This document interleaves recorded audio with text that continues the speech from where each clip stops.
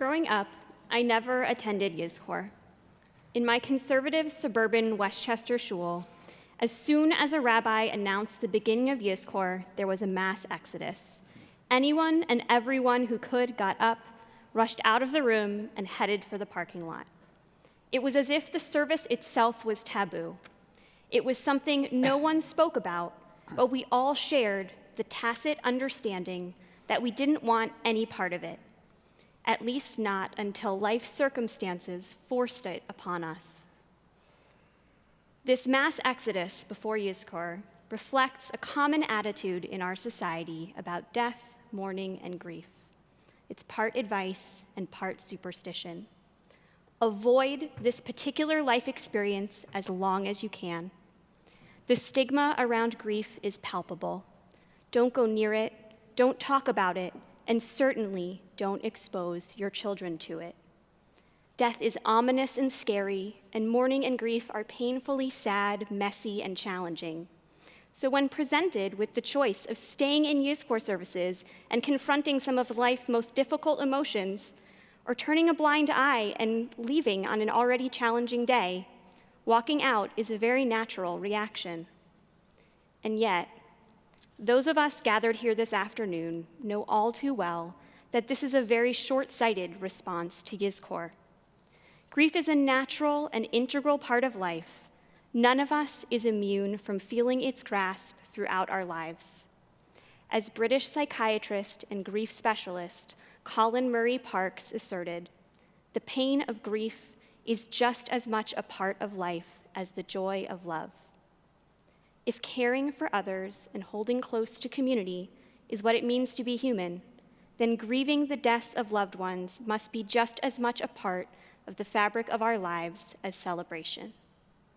Yizkor is a uniquely beautiful and paradoxical moment in our religious observance, a sacred shared space that is both intensely personal and communal. Though in its format, Yizkor is a public worship service, it is a profoundly private moment, a chance for each of us to turn inward and spend time with our own personal loved ones who no longer walk this earth. Ironically, it is precisely the public nature of Yizkor that makes it such a powerful space. Because we know that everyone around us in this service is grieving, we are enveloped by the comfort of knowing that we are not alone on our grief journeys. While we only find ourselves at a Yom Kippur Yizkor service once a year, the truth is that beneath the surface, our community, like all communities, is filled with grief and mourning each and every day. While grief feels like a uniquely isolating experience, it is something that every single person is touched by, and that we will each continue to be touched by in different ways throughout our lives. Here in this room today, and tuning in from couches, living rooms, and backyards across the Bay Area, and also not tuning in, there are people all around us actively grieving for their loved ones, not just today, but every day, even if we as a society do not allow others to see our grief outwardly on a daily basis. The first word of the namesake prayer of our service, the verb Yizkor, is formulated in the future tense. Yizkor Elohim et kol nishmot.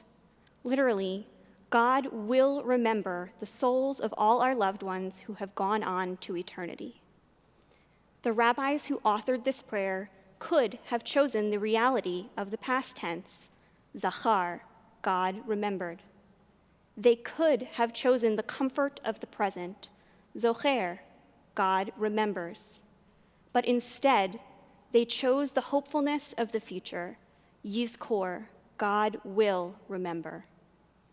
Even at a time when our thoughts focus entirely on those who have died, at its core, the focus of our Yizkor service is forward, actively pointing onward to the future. Each year in Yizkor, we spend time recalling memories of our loved ones from days gone by.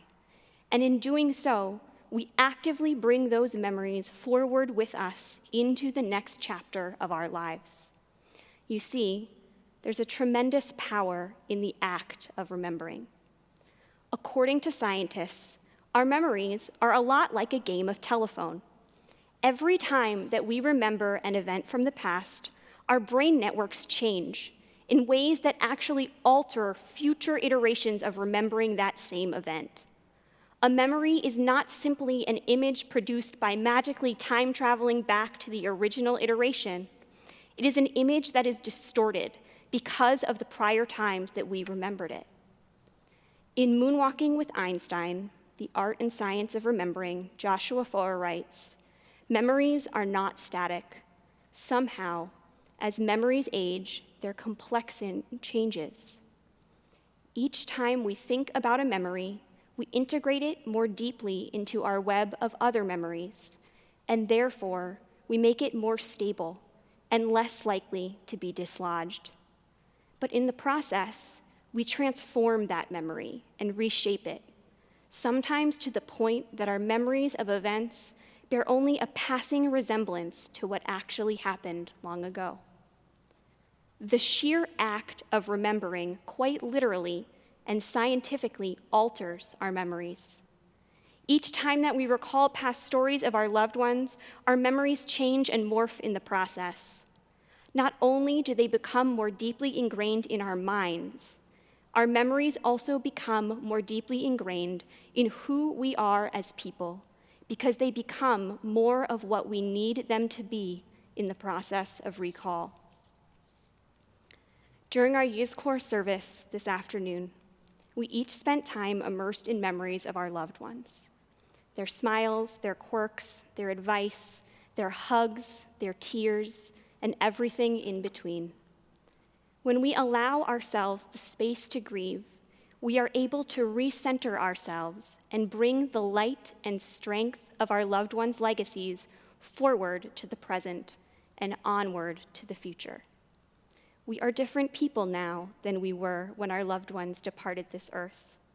Through the process of recalling their memory, we are able to maintain active, enduring relationships with them over the passing of years. Because of this reality, grieving is actually amongst the most hopeful things that we as human beings can do. Grief is something that never goes away after a death, but rather it morphs and changes over time, reappearing in new iterations with each twist and turn of life. Grief does not stop after Shiva, Shloshim, and Shana, Judaism's distinct time periods of mourning, and grief cannot be contained to Yom Kippur services, and we cannot expect it to. Imagine the healing that could take place if we allowed ourselves to have moments of Yom Kippur more than once a year.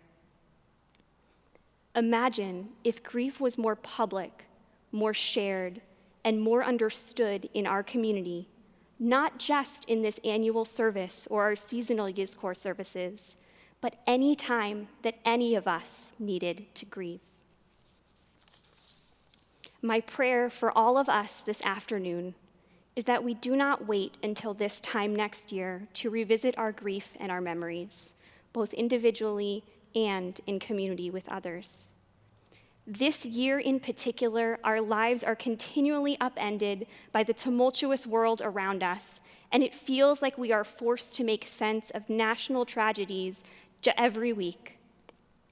In the context of this turbulent moment in time, we cannot afford not to grieve together. Our shared experience of mandated physical distance has created a newfound sense of closeness among us, and it has broken down some traditional societal barriers and taboos. Ironically, sheltering in place has in many ways helped us to connect more deeply with each other and to begin tackling more complicated conversations. It has regrounded us in our present and challenged all of us to remember who and what really matters. May 5781 be the year that we share our grief with others and remember our loved ones together, strengthening our memories and brightening the lights that guide our lives. We owe it to ourselves, to our friends and families, and to our loved ones who are no longer with us today. Zichronam livracha yom yomi. May all of our loved ones' memories be blessings each and every day of our lives.